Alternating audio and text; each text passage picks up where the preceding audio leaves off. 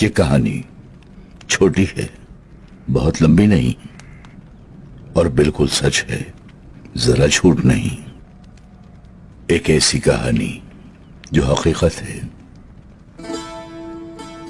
یہ آج سے بہت سال پہلے کی بات ہے۔ شدید گرمی پڑ رہی تھی، شاید اگست کا مہینہ ہوگا۔ سلطان الپ ارسلان اور ان کا لشکر ملازگرد کے سامنے آ کر ٹھہرا، اور ان کے سامنے تجربہ کار بازنطینی لشکر ایک سیسا پلائی دیوار کی طرح بے چینی سے منتظر تھا۔ پل بھر میں زمین کو پلٹ دینے والا، پل بھر میں آسمان کو پٹخنی دینے والا لاکھوں فوجی، اور ایسے منظم جیسے ایک رسی میں بندھے ہوں، سفید عیال والے، سرخ دموں والے، کالی چمڑی والے گھوڑوں پر سوار، گہرے گہرے سانس لیتے ہوئے۔ اتنے میں آل سلجوق کے نام پر حکمران سلطان الپ ارسلان، جو کہ خشکیوں اور سمندروں کے ہفت اقلیم کے اور تمام عالم اسلام کے عظیم رہنما تھے۔ کفن انہوں نے پہنا ہوا، آسمانی بجلی کی طرح کڑکتے ہوئے، ہوا سے تیز رفتار گھوڑے پر سوار، تلوار لہراتے ہوئے اپنے لشکر کے سامنے آئے۔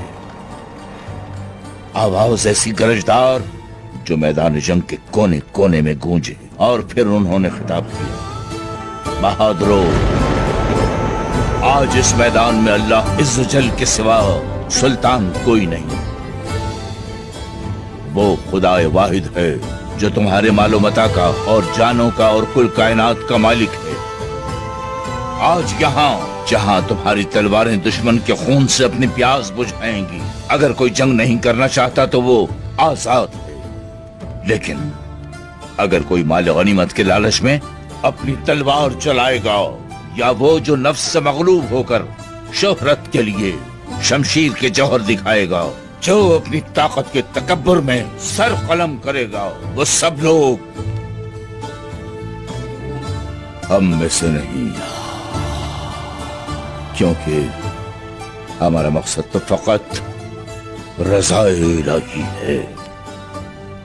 میری نیت تو صرف انصاف کا پرچم دنیا بھر میں لہرانا ہے۔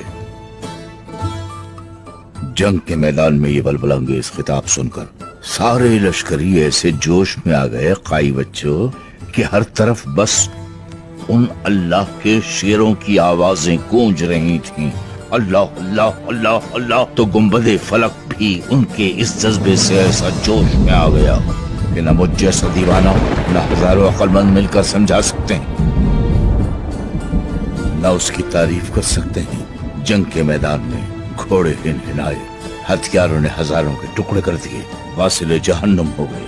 کتنے ہی لاشیں پکی فصل کی طرح زمین پر بچھ گئیں۔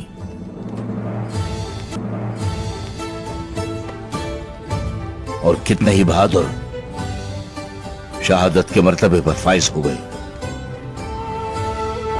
اور پھر فتح حق پر یقین رکھنے والے عادل لشکر کی ہوئی۔ کبر کی اور فتنے اور ظلم کی فوج تتر بتر ہو گئی، تہس نہس ہو گئی۔ اور پھر شکست خوردہ بازنطینی لشکر کے کماندار رومی جوین کو لا کر گھٹنوں کے بل بٹھا دیا گیا، موت کے خوف سے لرزتے کماندار کی طرف۔ سلطان الپ ارسلان بڑھے اور اس کے دونوں ہاتھوں کو تھام کر اٹھایا، بولے: تم میرے مہمان ہو، نہ اس پر کوئی ظلم کیا، نہ کوئی تحقیر کی اس کی۔ اور کچھ مدت مہمان رکھنے کے بعد اسے واپس فرانس بھیج دیا۔ اس کے بعد کیا ہوا؟ اس کے بعد کیا ہوا بتاتا ہوں۔ سلطان الپ ارسلان نے تو دشمن کے کماندار رومی جوین کو دل سے معاف کر دیا تھا، لیکن بازنطینیوں نے معاف نہیں کیا۔ اس کی آنکھیں پھوڑ دی گئیں، اس کی بیوی کو گرفتار کر کے ایک جزیرے پر تاحیات قید کر دیا۔ تو بچوں، سمجھنے کی بات یہ ہے کہ بازنطینی ایسے زہریلے لوگ ہیں کہ نہ ان سے دوستی کرنی ہے نہ ان کے قریب جانا ہے، تاکہ پھر تم سب میں بھی سلطان علب ارسلان جیسے لوگ ابھریں اور پھر تمہیں اللہ فتح نصیب کرے۔ کون جانے کہ تم میں بھی کوئی ایسا بہادر ابھرے کہ اس زہریلی قوم پر فتح پانا اس کے نصیب میں لکھا ہو۔